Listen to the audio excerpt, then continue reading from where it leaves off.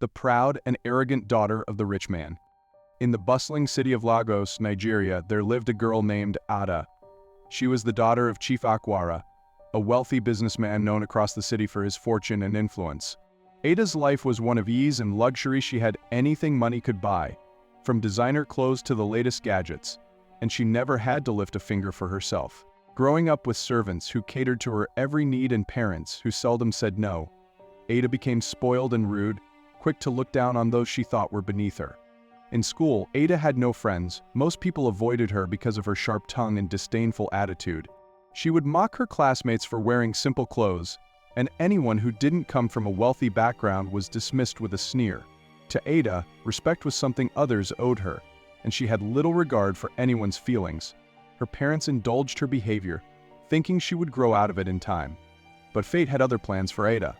One day, Ada's school announced a trip to a small village in Osun State, where they would be spending a week learning about Nigerian culture and traditions. Students would stay in family homes to experience village life firsthand. At first, Ada refused to go, saying that the village was beneath her, but her mother insisted. "It will be a valuable experience," her mother said. "You need to learn to appreciate your culture." Grudgingly, Ada agreed, not knowing this trip would change her life. When Ada arrived at the village, she was immediately uncomfortable.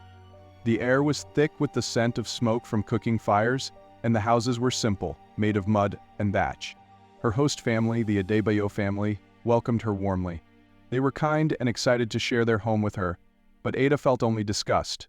She barely greeted them, refusing to eat the local food and demanding special meals.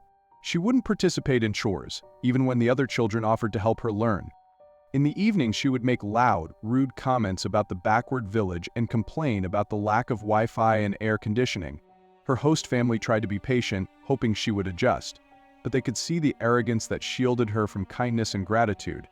On the third night of her stay, a powerful storm swept through the village. The wind howled, lightning struck, and heavy rain poured down, flooding many of the roads and homes. Ada, terrified, watched as the Adeo family scrambled to save what they could, moving food stores and belongings to safer ground. The power went out, leaving the village in darkness.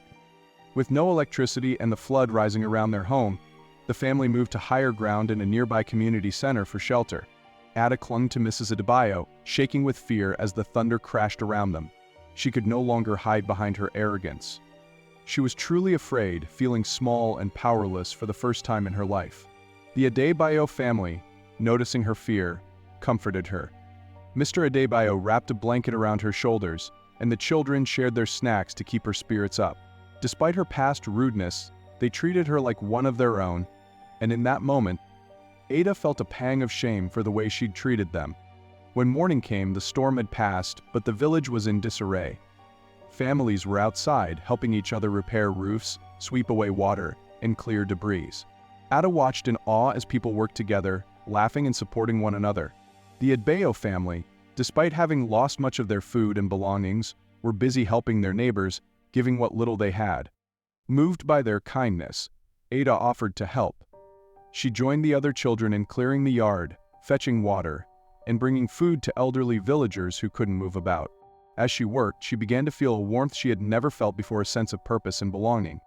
That night, as they gathered around a small fire, Mrs. Adebayo shared a simple meal of yam and fish. Ada ate with gratitude, realizing that this meal, prepared with love, was more satisfying than any luxurious dish she'd ever had.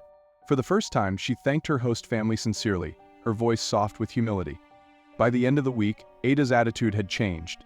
She was no longer the rude, spoiled girl who looked down on others. She had learned to be grateful, to see the value in kindness, and to appreciate the strength of community. When she returned to Lagos, her parents noticed the change immediately. She was no longer demanding or dismissive. She greeted the household staff with respect, thanked her parents more often, and even reached out to classmates she had once shunned. Ada had returned from the village with a deeper understanding of humility and respect. She had learned that wealth didn't make her superior, and that true richness lay in kindness, respect, and community. Her experience had transformed her, leaving behind the arrogance and entitlement of her past.